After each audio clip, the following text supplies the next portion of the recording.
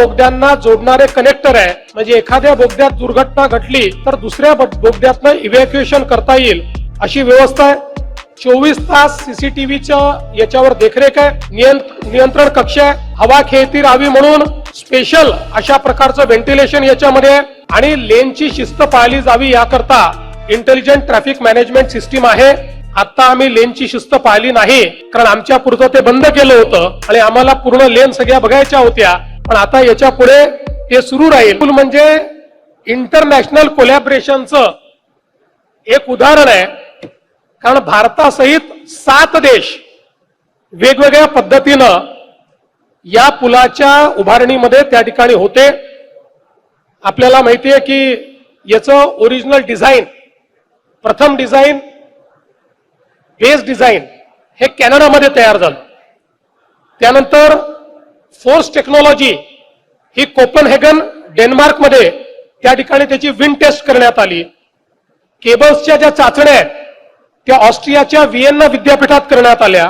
केबल्सचं जे उत्पादन आहे ते मेसर्स किसवायर या मलेशियाच्या कंपनीने केलं आणि रस्त्यालगतचे सुरक्षा कठडे ऑस्ट्रिया आणि गोदरेज आपल्या भारतातली मुंबईतली यांनी संयुक्तपणे केलं आणि मग याची अग्निशमन चाचणी ही ॲपुल्स लॅब स्पेन यांनी केली, स्पेनमध्ये केली आणि याच्यामध्ये पुलाचं आरेखन हे तायवानच्या कंपनीने केलं। व्हेरिफिकेशन कन्सल्टंट ऑस्ट्रियाचे होते आणि केबल एक्सपर्ट हे सिंगापूरचे होते। त्यामुळे एकूण 7 देशाच्या वेगवेगळ्या कंपन्यांनी, इन्स्टिट्यूशन्सनी या पुलामध्ये सहभाग घेतलाय।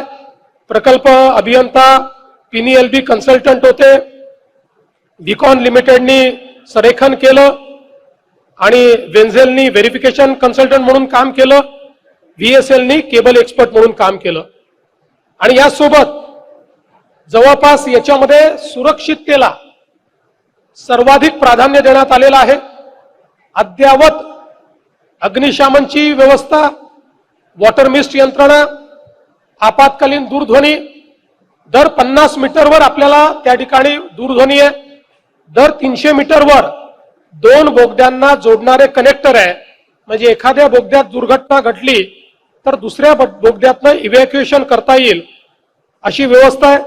24 तास सीसीटीव्हीच्या याच्यावर देखरेख आहे, नियंत्रण कक्ष आहे, हवा खेळती राहावी म्हणून स्पेशल अशा प्रकारचं व्हेंटिलेशन याच्यामध्ये आहे आणि लेनची शिस्त पाळली जावी याकरता इंटेलिजंट ट्रॅफिक मॅनेजमेंट सिस्टीम आहे।